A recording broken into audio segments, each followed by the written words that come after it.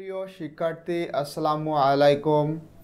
আজকের এই ক্লাসে আমরা সপ্তম শ্রেণীর ইংরাজি বইয়ের চ্যাপ্টার 5.12 নিয়ে আলোচনা করব। বলা হচ্ছে now let's read the story have you filled a bucket today once again in groups. বলা হচ্ছে চলো এখানে যে গল্প বা স্টোরিটা রয়েছে have you filled a bucket today, এই গল্পটা আরেকবার পড়ি and find out the characteristics it has. Characteristics মানে বৈশিষ্ট্য, এখানে ইট হ্যাজ মানে এই গল্পে যে সমস্ত ক্যারেক্টারিস্টিক্স মানে বৈশিষ্ট্য রয়েছে সেগুলা চলো ফাইন্ড আউট মানে খুঁজে বের করি। দেন তারপর রাইট ইয়োর অ্যান্সার, তোমার উত্তরটি এখানে লিখতে হবে। এখানে দেখো table name of the characteristics, বৈশিষ্ট্য নাম এখানে লিখবা। তারপরে ডেসক্রিপশন অফ দ্য ক্যারেক্টারিস্টিক্স, ওই ক্যারেক্টারিস্টিক্স বা বৈশিষ্ট্যের বর্ণনা তোমাদের এখানে লিখতে হবে। এবং কিভাবে তোমরা এটা লিখবা সেটা আমি অলরেডি তোমাদের জন্য লিখেছি।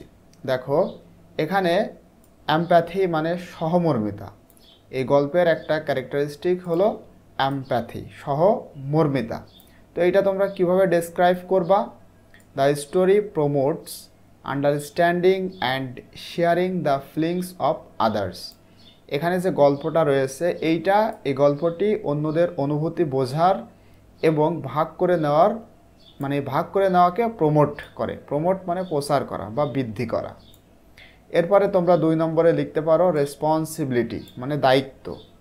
তো এইটার ডেসক্রিপশন দেখো, emphasises the responsibility we have to fill others bucket, মানে আমাদের অন্যদের বালতি পূরণ করার দায়িত্বের উপরে জোর দেয় এই যে গল্প সেটা।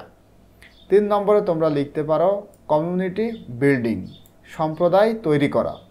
কমিউনিটি মানে কি? সম্প্রদায়, আর বিল্ডিং মানে তৈরি করা।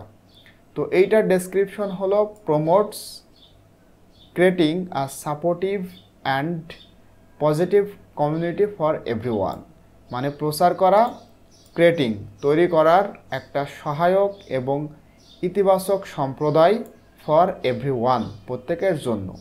তাহলে এই 3টা ক্যারেক্টারিস্টিক্স কিন্তু আমরা এই গল্প থেকে খুঁজে পেয়ে থাকি। তো আশা করতেছি তোমরা এটা বুঝতে পেরেছো। আজকের ভিডিওটি এই পর্যন্তই। ইনশাল্লাহ পরবর্তীতে আমি তোমাদের সাথে 5.13 নিয়ে আলোচনা করব।